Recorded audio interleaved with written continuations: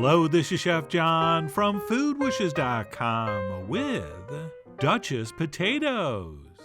That's right, I'm going to show you a very old classic potato technique, which until recently I probably hadn't made in the last 10 or 15 years. So no, this is not trendy. But what it is a perfect special occasion side dish. Since not only is it easy, delicious, and very beautiful, it also comes out even better if you prep it ahead. And no, you do not have to own a piping bag to do these. So keep watching. And to get started, the first thing we'll do is peel some russet potatoes. And we're going to need about 3 pounds. And when you buy your potatoes, make sure they're about the same size, so they cook evenly once we cut them. And for that, what we'll do is cut them in half. And then we'll turn those onto the flat side. And then we'll cut the halves in half to make quarters. And by turning them up this way, I think it's a lot easier to get a perfect cut straight down the middle, since theoretically that highest point would be the center. Plus, with that nice flat base, they're very safe to cut this way. And then what we'll do is add our cut potatoes to a pot of cold fresh water, which should be enough to cover the potatoes by a couple inches. And then before we head to the stove, we want to very generously salt this water. All right, I think one of the secrets to almost all great potato dishes that require boiled potatoes first is making sure we cook them in well-seasoned water. And then once that's set, we'll place it on high heat. And we'll wait for that to come up to a boil. And then once it does, we'll back it down to medium-low. And we will simmer these potatoes until they're very, very tender, but not falling apart. Okay, if they go that far, they'll start to absorb too much water. And that's not going to be good. So we'll definitely want to test those with the tip of a thin knife. And sure, you could use a fork, but I find a fork can break the potatoes apart. And if they're not quite cooked, then you got broken pieces of potato cooking and probably overcooking. So I prefer a nice, sharp, thin knife. And once our potatoes are very tender, but not falling apart, we'll go ahead and drain those very, very well. And then we will let those sit in the strainer for at least 5 minutes, since we really do want these potatoes as dry as possible. And that's it. Once thoughtfully drained, we'll go ahead and transfer those into a bowl, at which point we'll take our potato masher and start working these over until they're almost, if not totally smooth. And if you've cooked your potatoes fully tender, this tool is really all you need to remove virtually all the lumps. But if you see a couple small ones, don't worry. We got lots of mixing and mashing still to do. And then what we'll do after this first initial mashing is stop and add our butter, as well as our salt, plus a little bit of pepper, which at culinary school would always be white pepper, since I guess potatoes are white. But you know me, I'm going to go with a couple shakes of cayenne. And then we'll also add a very small touch of freshly grated nutmeg. Right, not too much, just a hint. Okay, if any of your guests say they love the nutmeg in this, you put way too much. And then what we'll do is give this another mashing and a mixing until that butter completely disappears and the mixture is extremely smooth and hopefully lump-free. And what happens if you do have a few small lumps here and there? Nothing. Nothing at all. So try to relax. And then once that's set, we'll stop and lose the masher, and we will switch to a whisk for the last 2 ingredients, which are a splash of heavy cream, and then 3 large egg yolks.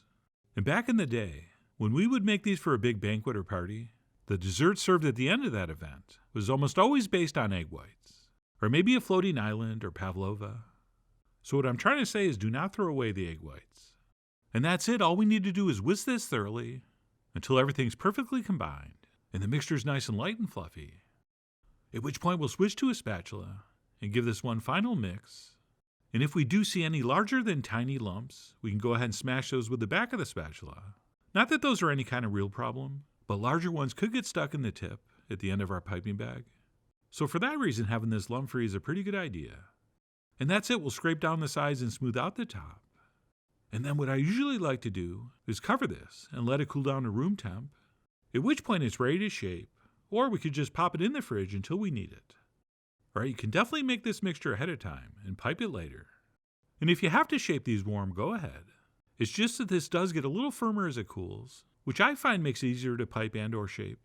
So I did let mine cool down before transferring some into a piping bag, at which point I'm going to go ahead and pipe that onto a parchment-lined baking sheet.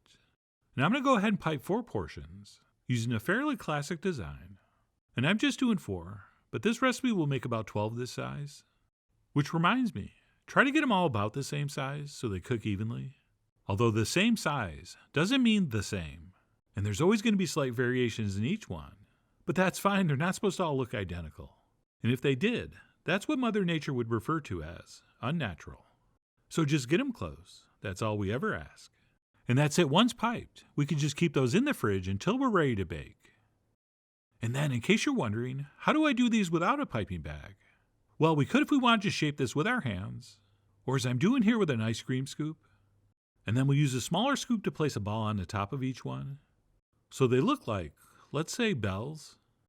And then what we'll do is take a fork, and we'll make marks all the way around, dragging from the bottom to the top, which will simulate those lines you get from a star tip on your piping bag. And I just keep it simple with straight lines.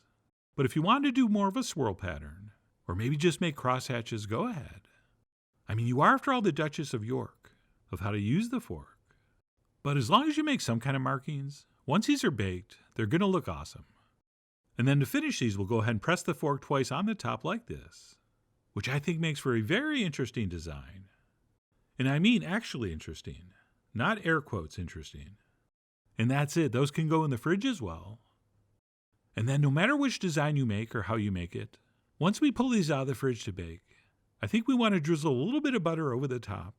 And I say drizzle, but you can also do a little bit of brushing, since once these are chilled, they are pretty firm. But we still want to use a light touch, so as not to wreck those nice sharp edges. Oh, and if you're wondering, why didn't you line those up more uniformly? You know what? That is a great question, which I have no answer to. But I will apologize, since I know that's really bugging some of you. Oh yeah, you know who you are. But anyway, I will now distract you by sprinkling some cayenne over the top. Just a little shake on each to kind of warm up the appearance. And that's it. These are now ready to transfer into the center of a very hot 450-degree oven for about 20 minutes, or until those piped edges are beautifully browned and crisp, and the inside's heated all the way through, and they hopefully look like this. Oh yeah, those are pretty. And not just regular pretty, Duchess pretty. And if everything's gone according to plan, they should have held their shapes perfectly. And the bottom should be beautifully browned as well. And then, since I didn't have any fancy main course to take pictures next to, I simply transferred these onto a platter with a little bit of rosemary, some flowering rosemary to be specific. And that's it. These are now ready to present to your royal family. And as I grab a fork and dig in, I need to disclose a few very important pieces of information. All right, first of all, yes, they are as good as they look. And the outside is beautifully buttery with crisp edges, and the inside is wonderfully light and fluffy. But having said that, please know, these are not as rich and decadent as a proper mashed potato. Okay, if I'm going to serve you mashed potato, it is going to have a lot more butter and cream, but because we're going to pipe these out and they need to hold their shape when we bake them, we just can't get away with the same moisture and fat content. And besides, they're usually served next to some kind of rich, fatty, unctuous meat. So I really don't think anyone's going to complain these aren't rich enough or fatty enough. And if they do not invite them back. They are trouble. Oh, and no, you don't have to pipe out or shape individual portions. You can just pipe and or scoop this into a casserole dish and drizzle over some butter and pop it in the hot oven, and you'll end up with pretty much the same thing. But anyway, you can't go wrong either way. Oh, and before we finish up, let me go ahead and show you the one we did without the piping bag, which you probably didn't think would look as good. But not only does it look as good, this might look better. All right, it's up for debate. But no matter how you shape yours, this is a classic fancy potato technique that I think every cook should know, which is why I really do hope you give this a try soon. So please follow the links below for the ingredient amounts, a printable written recipe, and much more info as usual. And as always, enjoy.